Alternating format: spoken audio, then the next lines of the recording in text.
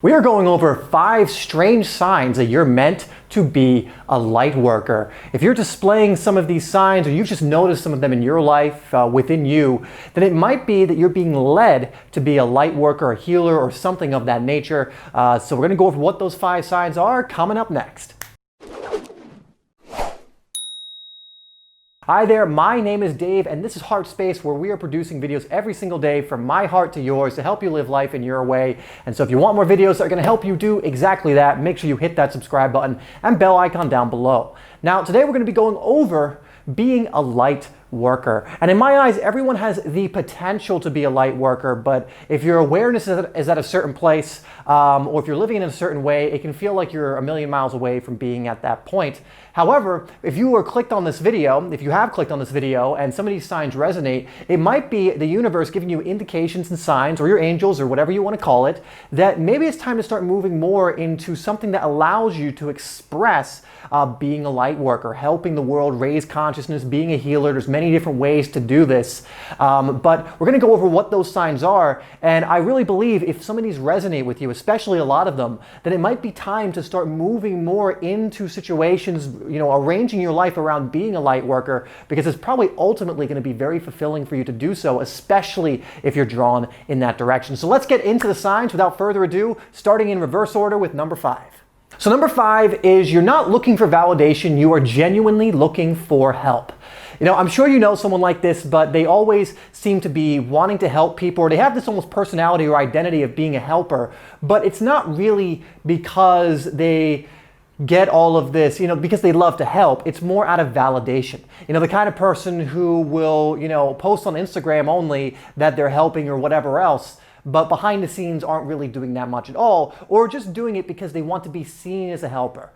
Sometimes, a lot of criticisms that go to a lot of the elite is that they just do philanthropic things, or say they do philanthropic things in order to appear a certain way, where behind the scenes they might not be that way. But however, if you genuinely want to help, and that's just like something you're drawn to and you're passionate about, like, I want to help people, I want to heal people, I want to show people what they truly are, whatever else it is. And it's not about the validation and feeling better about yourself because, solely that, and that's not the reason you're doing it, then it's a huge sign that that is what you want to do. Because again, we live in a very social reality, a lot of us, and a lot of people will do things because they think it looks good to other people. That's the best way to say it, actually, because they think it looks good to other people. It's kind of like the idea of Facebook reality versus like actuality, where it's like, oh, this person's living this kind of life or is this kind of person, but it's totally different behind the scenes.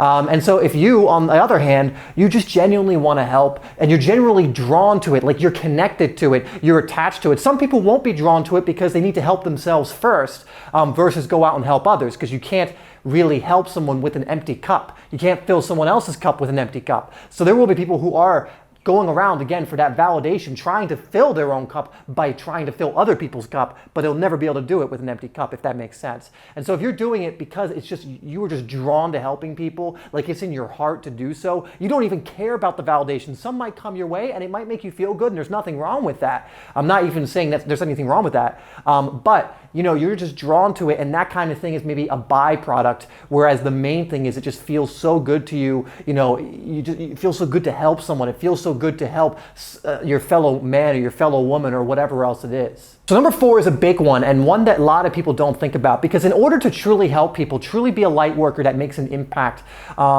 you have to be willing to do the inner work. Now, why do I say it that way? Because a lot of people, they underestimate how tough it can be to do the inner work. You have to step outside your comfort zone. And if you're someone who is willing to go, you know what, I'm going to go on a journey here to develop myself so that I can contribute in very real ways, instead of just being lip service, instead of just being someone who doesn't do any of the inner work. And then again, it's just doing, like, appearing to help for the validation purposes. But doing the actual inner work, taking the leaps of faith, removing the old stories, doing the shadow work, it removes you from your comfort zone. And just by saying that alone, obviously it's very uncomfortable, but you're willing to do it because you know it's going to help elevate you and grow you and evolve you as a person, which only means you're going to be able to help more people. And there are a lot of people who who look at it and go, you know, I need to become more. I need to grow more into my higher self before I can help others. Because ultimately, you're only ever going to be able to help people at the level you're at. Again, if you have an empty cup, you can't fill someone else's cup up. But if you go and do the inner work, you work on self-love, you remove the shadows, or you do the shadow work that removes old identities and old stories that are holding you back from your growth, the energetic anchors, you're cutting them off so that you can rise. Then you now have this full cup that you're able to help other people with. You're able to expand their awareness or heal them or do whatever it is that you're drawn to. But for a lot of people who are light workers, they have to go through that dark night of the soul. They have to go through that shadow work. They have to leave their comfort zone. And for a lot of people, so many people don't do this. And I would say if you're someone who's drawn to doing that, you're like, I know I need to grow. I know that, you know, I'm in a growth-centric experience. I know that if I truly want to help people in a real way, that I have to help myself, that I have to grow. I have to evolve into a almost better version, you know, that's a relative term, but better version of myself so that I can give more back, you know, because again, it's like the whole idea of, and we're just going to use this example because it's very easy to imagine this example, but you can apply this to any area. And this is the whole empty cup example. You know, it could be you want to help someone financially, but if you don't have the finances to do so, you can't, right? And so if you, for example, want to help someone with their health, but you're not very healthy, you can't. If you want to help someone to help with their inner struggle, but you haven't gone through helping your own inner struggle, you can't really help someone. You can tell them all the right things, but you're not going to be coming from experience and actually knowing how to go on that journey. You wouldn't be able to coach them through it, for example. And so actually leaving your comfort zone, having the drive and the courage, which is a key word here, having the courage to do that because it is a very courageous thing to do. Having the courage to do that is a huge sign that you are destined to be a light worker, because ultimately a lot of people that go on the journey of self-improvement and actually do the thing, not just hear it, not just spout it off, but actually do the inner work, a lot of times end up becoming light workers in one way or another. And so if you find that you are doing that, you're leaving your comfort zone, you're doing the sometimes very uncomfortable, very tough, you know, very, very it's just not easy to do sometimes, but you're still doing it, inner work and shadow work and leaving the comfort zone. It is a huge indication that you're meant to be a light worker and that you're really going to serve at some level. So number 3 is an interesting one, but it's you're happy with where you currently are, which means you are grateful, you're appreciative, but you're eager for more.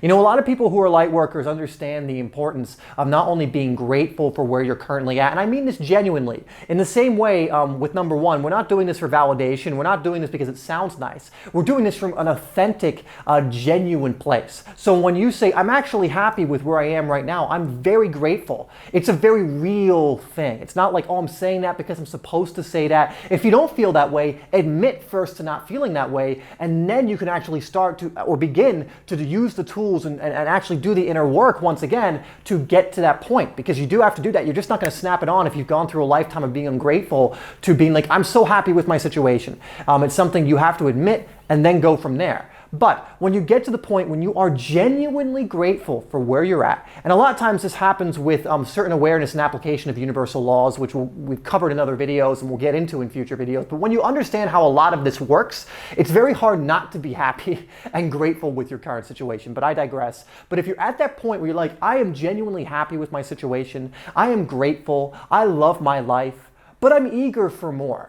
Know that you're most likely being led into being a light worker in some way, because ultimately your soul is always growth-centric. It is always looking to experience more and more of itself, more of what it truly is. And you are a creator. That is what you are. You are a part of creation. You are a co-creator. And so that's where the eager for more part is. If you're bored or never moving forward, you know, you're usually getting to the point where you're going to move backwards, which is exactly what your soul does not want most of the time. Actually, I don't know if it ever wants that. And so when you're eager for more, this is again just you filling your cup up more and more with these grander and grander experiences, these grander lessons, which ultimately allows you to take those lessons and bring them back down to people whose awareness is not quite here yet, but who you're trying to almost bring up with you or invite up with you to that level. And so if you're in that cycle, in that cyclical way of living of I'm so grateful for what I have now and I'm eager for more, this is something that continues This is a mindset, when you genuinely believe it and genuinely apply it, that allows you to continue to grow more and more and more. And understand the people you're serving, the people who you will serve in the future, only stand to grow also more and more the more that you grow, especially as they're connected to you. And so again, this is something I love to see. I mean, from everyone I learn from who are light workers. They are all light workers. The people I learn from, they are spreading light, they are spreading love, they are helping raise consciousness. All of them are always, even when they're at these levels where you think like, oh my God, they're at such a high level, they are still always continuously growing. They are still continuously doing the inner work. They don't stop. They keep going, and they will to the day they perish in this form and move on to whatever's next for them. But they're going to keep doing that because they understand the universal laws. And so if you've realized that and you're doing that, again, huge indication that you're meant to be a light worker if you're not already, and you're not already aware of that. Number two, another sign is you develop deep and very genuine connections with people very, very quickly.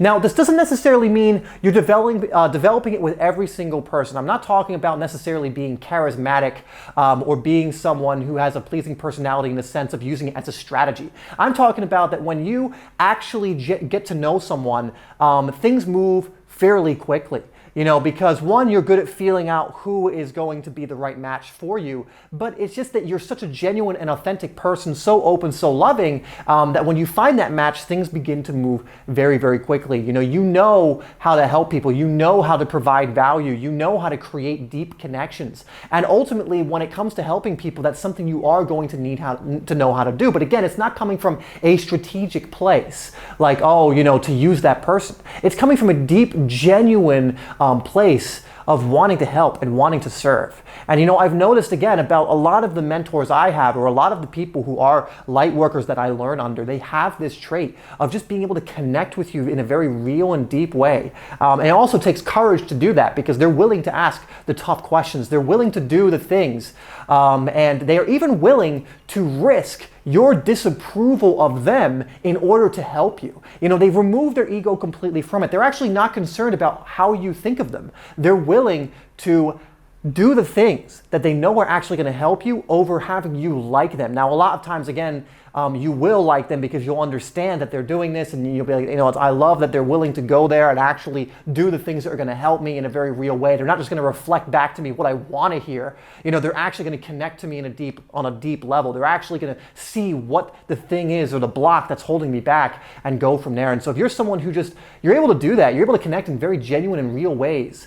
A lot of times this is, especially if you're not doing things that would be considered light work, although actually just the act of doing that is light work. It's being a light worker to a degree. Again, it doesn't need to be a vocation in order for you to be a light worker. It could just be your presence. It could just be your energy can be doing that in the world, helping lift people up, helping people just through your presence. But a lot of times these kind of people become very good coaches.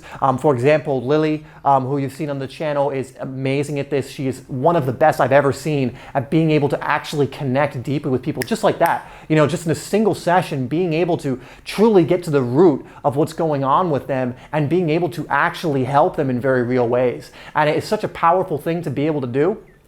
And if you are able to do that, I actually would suggest maybe coaching, personal coaching or something of that nature would be something to look into, because having people who can connect to people in powerful ways, get to actually what it is, and not go through all this beating around the bush and all of this nonsense and all of this other stuff, and just actually being able to connect at that level and get to it and help raise someone up is such a powerful thing to be able to do. And so that is another indication that you are meant to be a light worker. And I love it when people like that, if they're drawn to it, if it resonates with them when they become coaches, because they are helping in a truly genuine way, being able to help raise people up, show them what they truly are, get to the root of what their blockages are, and help lift them. So that's the second one. Let's get into the very first one.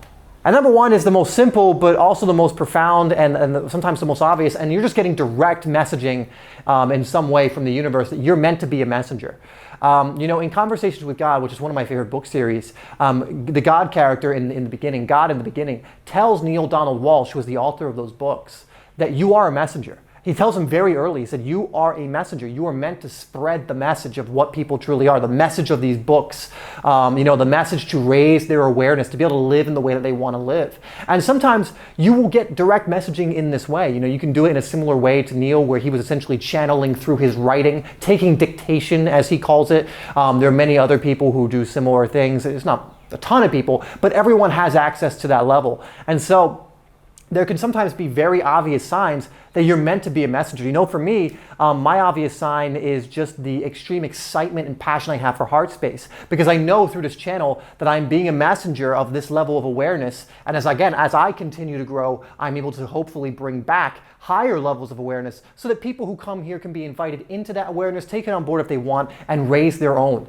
and hopefully be able to apply what I'm saying to, again, remember what they truly are, because at the end of the day, that is the whole goal, I would say, even of this channel, is just to get you to the point of remembering exactly what you are. That you don't need to listen to me or anybody else. Ultimately, listen to yourself, because what you are is a divine, co-creative, infinite being. You are a piece of God. You are this amazing, amazing, amazing, infinite, beautiful, loving being. And you've just forgotten what you are. And so a lot of times, I almost forgotten I've gone off on a tangent, haven't I?